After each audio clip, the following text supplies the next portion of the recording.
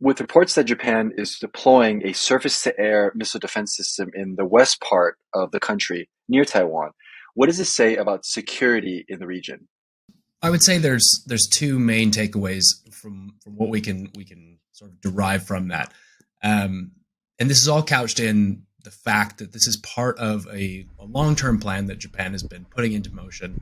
There are already troops on the island in question, on Yonaguni Island, approximately 200 members of the Japan Ground Self Defense Force.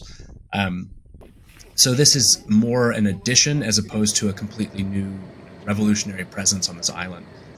While it does signal an expanded capability, and the other piece is obviously China. So not to extrapolate too much of the Russian invasion lessons to Asia, I don't think it's a one for one analog. Uh, but Japan is certainly looking at the People's Republic of China as a state that does have a lot of border disputes, has been willing to use violence to resolve or to gain advantage in those disputes in the past, and is looking at kind of this soft underbelly, these Nansei Islands, which are within 100 kilometers of Taiwan. And thinking about what happens if the PRC takes Taiwan or moves to take Taiwan. Um, and another piece of that Japan has to consider is the fact that the Japan-U.S. alliance makes Japan a very likely target. In the event that the PRC did undertake an invasion of Taiwan, Japan becomes a very likely target. Japan has recently announced its national defense strategy, and some experts are saying that it's a shift more towards having offensive and counter-offensive capabilities. Do you think we're going to see more of this trend and this type of posturing in Asia?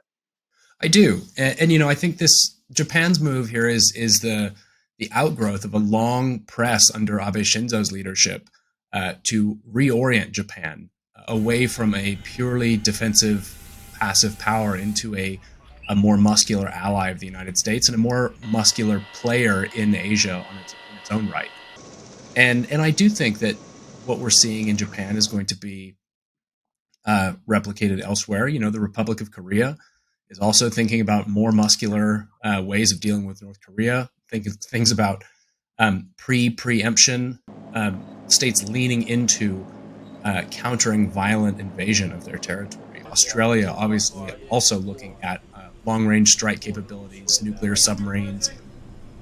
So I wouldn't say what we have here is an arms race, but there is certainly a region now awake to the prospect that uh, war could be on its doorstep. And there is a power at the center of all this that is pushing in a lot of directions, and historically that has not worked out well.